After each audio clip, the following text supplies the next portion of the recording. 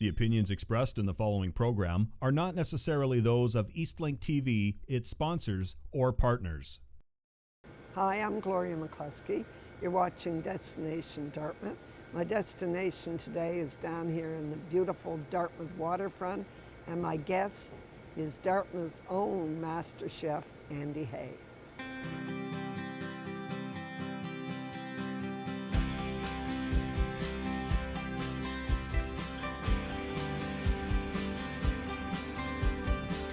Hi, Andy. Thank you so much for coming here this morning. Andy, I'm really excited to hear about your time with Master Chef Canada and to find out how you got so interested in food. Thank you very much for having me.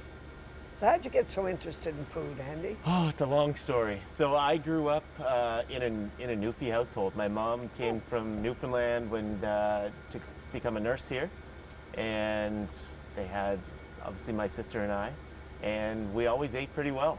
So I was a little bit of a portly young kid and loved to eat. So I think my passion for food started very early. And then I think it really went to the next level after my wife and I went on a trip to Southeast Asia, and we spent about 6 months there trying the street food. We come home and I had these cravings for food that I couldn't find here. So I had to go and figure out how to make them. And I think diving deep into that really just turned me on to the whole cooking world, pushed my limits, and yeah, just made me so much more interested in it. So were you able to get all the ingredients around here? Oh yeah, there's some amazing markets. So I spent a lot of time in the Mediterranean markets. You've got some amazing Asian grocers out on the Bedford Highway, down on Queen Street in Halifax. So you'll usually find me there, in and amongst the obscure ingredients, and just trying to taste as much, ask as many questions from the people that run the stores as possible. So yeah, there's lots of stuff, you just gotta know where to look. Oh, isn't that wonderful? Yeah, yeah. So, Andy, what took you to Master Chef? So I always wanted to be a chef. It was a dream of mine. I had turned 30 and I had worked in software sales for about 10 years, and I was like, I don't mind this, but it's not my calling. I want to figure out how to do this. So I saw the Master Chef auditions coming up, and this was actually last year, the year before I got on. I went and applied, and I almost made it. Our daughter was being born, so I feel like it was one of these things that even if I made it, I probably couldn't have gone. Yeah. And then the producers called me back to try out again, and I was like, okay, I think I'm ready this year, and went and applied, and the rest is history. And there's a guy at the Micmac Tavern who just missed out, and he said he's in this year. No way.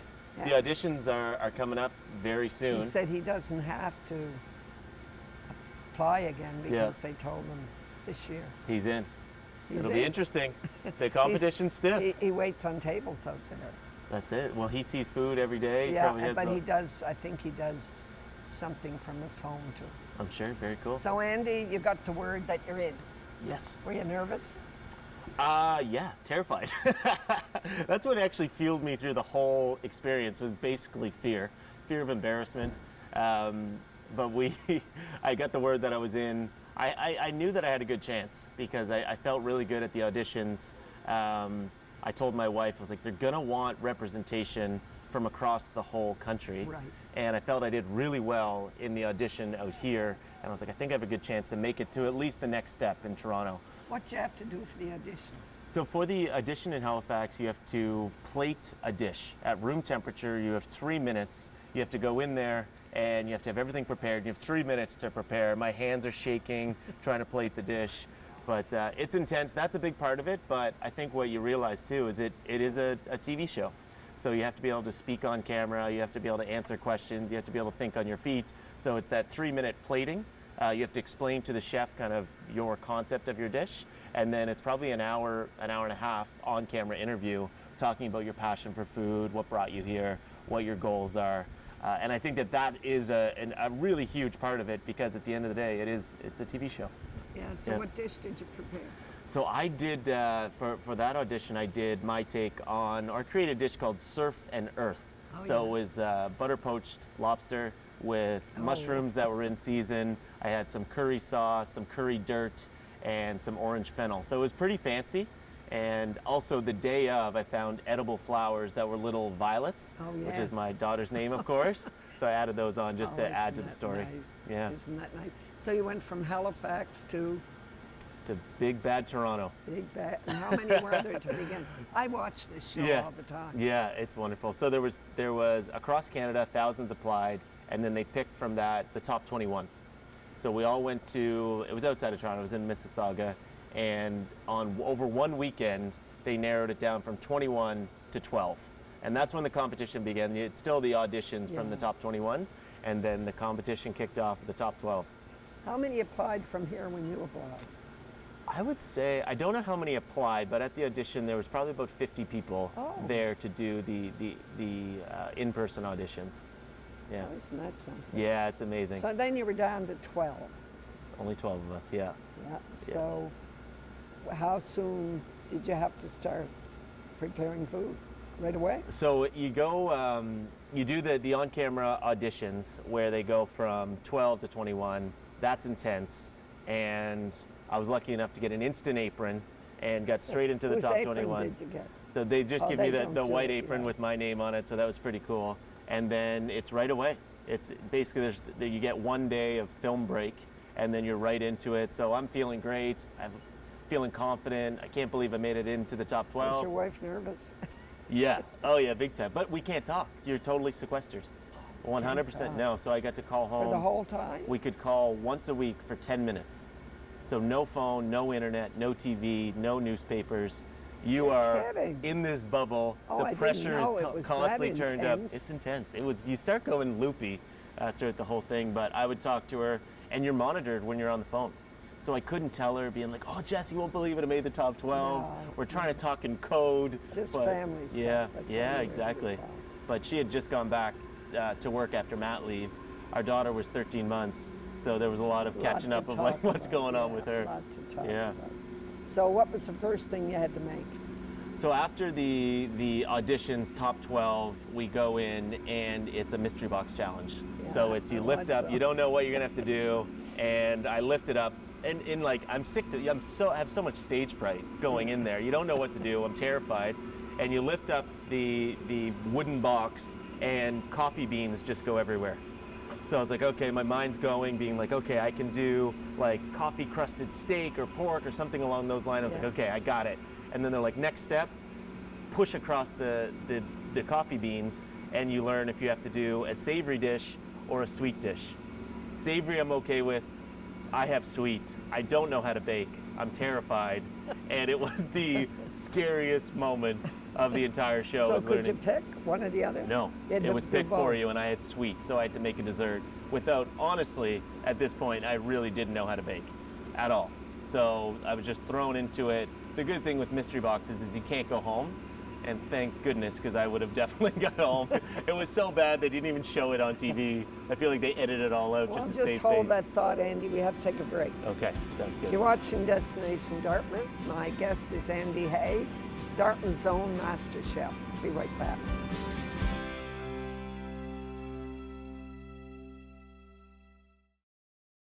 Hi there, we're back.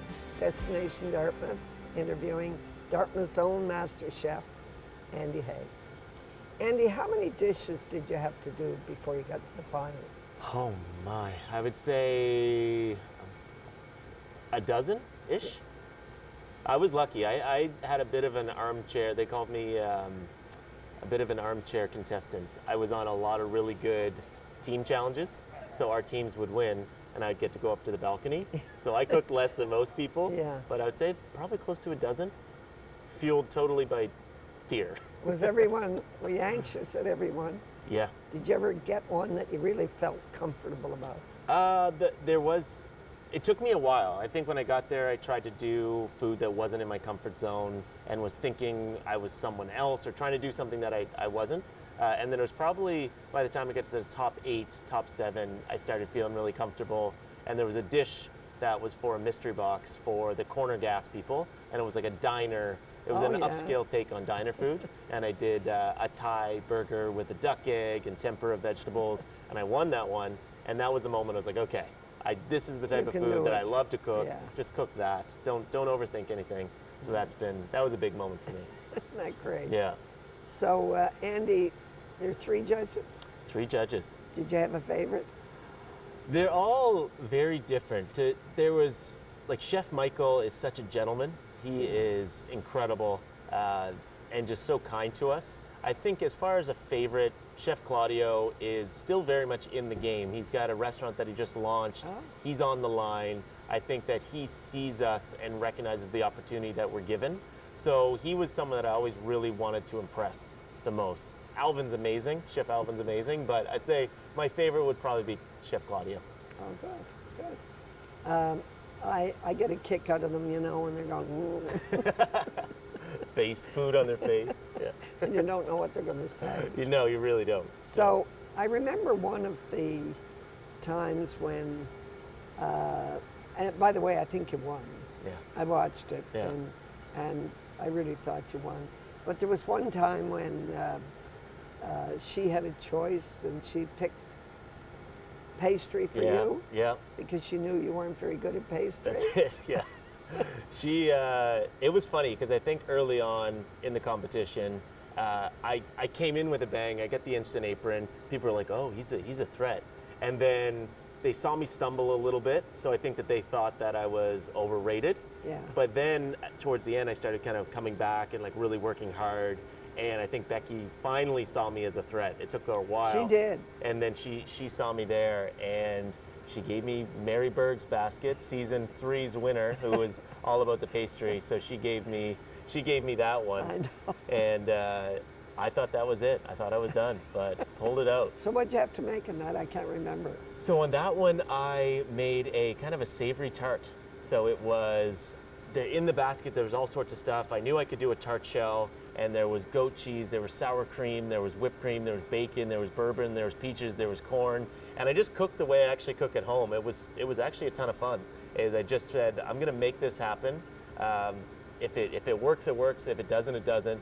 And I just had fun with it, and it worked out. It was beautiful. They didn't show it on TV, but Chef Michael actually said, he's like, I could taste this on my restaurant menu.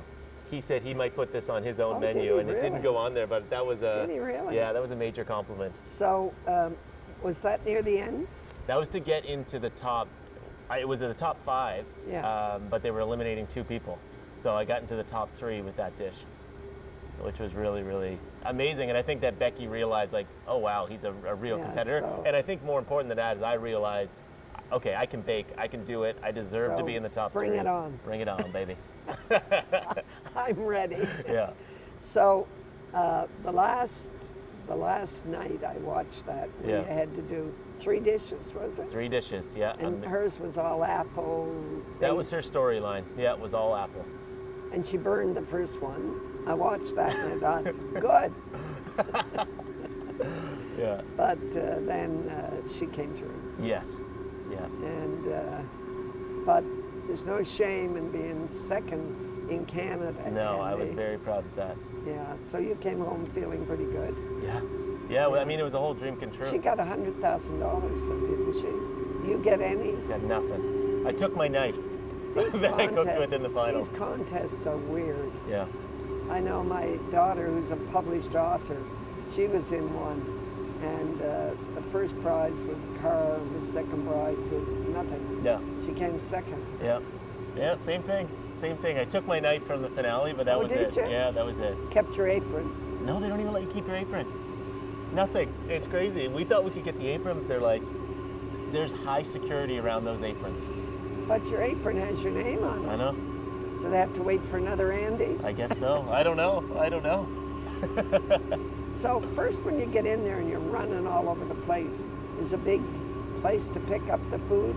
Or I'm getting confused with the other one. Or do they always give you a basket? No, well, it depends on the challenge itself. Some you have to, there's what's in front of you, cook with what's in front of you. Others you have to go into the pantry Yeah. and select your ingredients. And you walk in, or I would sprint everywhere. I know. And you sprint in there and you open the doors, and it's ingredients that I've never seen before. And like there's black truffles, there's uni, there's king salmon, there's literally anything that you could think of. And it's totally overwhelming. It's amazing, but it's just like, you're just, Yeah, where do you start? yeah, that's it. That's it. So the first couple, it was Did terrible. you have any idea when you went in there what you were going to make? It depended on the challenge. I think going into the finale, I knew that I wanted to create a love letter home. At that point, it was probably 7 weeks away from my family. Yeah. I was getting pretty homesick. Right. And I know that I study food. I love food, and I know a lot of the big chefs these days cook and tell a story of where they're from. Right. So that's what I wanted to do in Yes, my and you did finale. that. Yeah, that's what I tried to do. So Yeah. I had an idea, and then you just get inspired by ingredients. It's the same way when I go to the market here at Alderney or go to the grocery store. You see stuff, and then you're like, oh, I think I'm going to try something there. So Right. you just get inspired by the ingredients.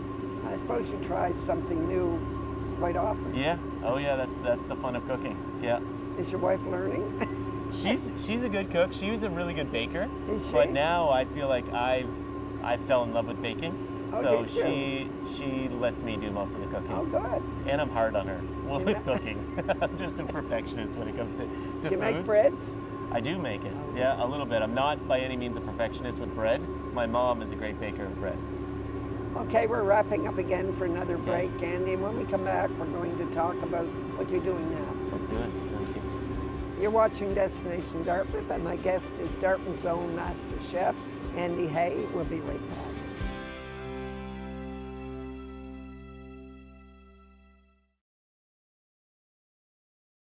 We're back. You're watching Destination Dartmouth, and my guest is Dartmouth's own master chef, Andy Hayes. Andy, let's talk about your days with Master Chef. You've finished that part of it. Yeah. Now what are you doing? All sorts of stuff. It's been a crazy. So we finished up filming. Everybody knows you now, It's so nuts. it takes longer to get around. It's nuts. The selfies in the grocery store. It's all fun. It's hard to believe that it's all real. I love it. It's quite funny. So since then, the filming wrapped up in December, and you come out and you got to figure out how to start this business. Or I know for me, I really wanted to chase this and I wanted to make it happen. So since then, I've just been hustling, trying to cook for people, get better, really focus on that. So since then, I've been doing in-home dinners. That's kind of phasing out a little bit now and doing a lot of kind of boutique catering. So working with corporate, working with politicians, working with some weddings to do really interesting experiences where there might not be a kitchen that exists. So I bring all my gear, whether it's camp stoves, induction burners, and pop-up kitchens, You have really all that anywhere. stuff. Oh, isn't Yeah, that great? yeah. So it's now, been really who is fun. your critic? Do you have an inside critic? An inside critic, my wife, Right. is amazing. But you know what? She comes with me to every single event. Does she? She's a full-time family law lawyer, Yeah. an amazing mother, and a really amazing server. And she's tough. She knows the level of food that I can cook. We have very similar palates, and she pushes me. So I know that if it gets past her, I'll serve it to anybody. Yeah. But she's very honest with me. So she's a critic, but I need that. Well, yeah. sure you do. Yeah, I need that. Yeah, it's great you have that. Yeah, Because, yeah. So, just last week, Yeah. you catered for the G7 speakers. Yeah, that was an amazing event. Again, this stuff right now is the momentum is amazing. I'm getting opportunities that I never thought would ever happen. So yeah, on last weekend, I catered a group of 30. All the speakers from the G7 all came to the Keats Brewery downtown, and yeah, we catered an event, and it went off flawlessly. Rave reviews, showed kind of my take on Nova Scotian food. What do you consider Nova Scotian food? I think for me, when I think Nova Scotia food, there's obviously the classics. It's the chowder, it's the lobster roll, it's the hodgepodge, lobster in general, mussels. But I think for me, the way I look at these foods and my take on them, I guess, is trying to infuse international flavors into those classics. And I think that that's something I've been really fortunate to travel and try a lot of different types of foods. And I think that Nova Scotians, visitors to Nova Scotia, are really interested in that type of food. So whether it's like a Korean paste into a lobster roll, whether it's green curry mussels, this is kind of my take on Nova Scotia food, is trying to infuse those international flavors into those Nova Scotia classics. How many times do you try that before you're satisfied? Or is it immediate? It depends on it. There's a lot of flavors that I will know. Like say, for example, I love green curry mussels. I love mussels. I've cooked those and tried them in many different ways, and I've cooked a lot of green curry. And then one day I was like, what if I just put these together? I think they would go really well together. So sometimes it's planned out, sometimes it's accidental, sometimes it's what's in my fridge left over that I can mix with something that's fresh at the market. So you served, when you catered to the G7, it was Nova Scotia. Nova Scotia through and through. So I was told that was the mandate, is they had people from all over the world. They had the Speaker of the House from Japan, from the UK, there was representatives from the United States. So it was cool. So we opened up with PEI mussels, and it was more of a classic take on them with leeks and garlic and onion. It was at Keith's Brewery, so put a little bit of Keith's beer in there as well. So that went really well. We had Nova Scotian chowder, very similar to my favorite chowder in the city is at the canteen, so it was pretty similar to that. Some smoked fish, scallops, shrimp, a little bit of dill, and then the mains, where there was an option between the Halifax donair, which was a spicy beef kofta, some baba ganoush, some crispy pita chips, and the classic donair sauce, which went over really well. Or they could do the haddock fish cake, which I actually use lemongrass, some lime leaf, so some of those Southeast Asian flavors. So those classic Nova Scotian, but trying to take a little bit of twist on it. Oh, great. Yeah. And as you said, it went over well. It went over really well. They were raving. Yeah, it was fun. So Andy, what else are you doing these days now? You're doing catering when you get called. Yeah. Do you advertise? I've been lucky enough to be overwhelmed with the amount of opportunity that's coming to me. So I don't take that for granted. I try to make sure that I respond to everyone and make sure that it's a good experience for those groups that I do work with. Right now, I worked in digital marketing for 10 years, and branding and video and social media is something that I don't want to just forget that part of what I did in my experience. So right now, I'm working with a video team and marketers to kind of create all of these amazing experiences that we're trying to create in Nova Scotia, on coastline, and kind of where we live. I'm trying to go out there, cook in these really interesting spots, but then also capture all of that, digitalize it so I can share with it with people around the world. Do you travel throughout Nova Scotia? Absolutely. This summer was the most traveling I've ever done. I got to Cape Breton for the first time, the Cabot Trail. We've been on the South Shore, the Eastern Shore. We're up on the North Shore. So yeah, it's just opened up so much, and just the more and more I get to experience Nova Scotia, the more I fall in love with it. Catered in some of these areas? For sure. Yeah, absolutely. Yeah, and that's kind of where I want to take this, is being able to create these restaurant quality experiences anywhere for both Nova Scotians and then tourists as well, is a big opportunity that... Well, I know you'll be great wherever you go, Andy, because you've proven that. And while I'm not a connoisseur of many spices, I'm a pretty plain Joe when it comes to eating, but I imagine your food is delectable, delicious. And you know, Andy, we've run out of time. Okay, fair enough. So it's been such a pleasure chatting with you, and I know people will be delighted to hear all about you. Thank you. So good luck, man. Thank you so much. Keep on cooking. Thank you. Thank you for watching. See you next time.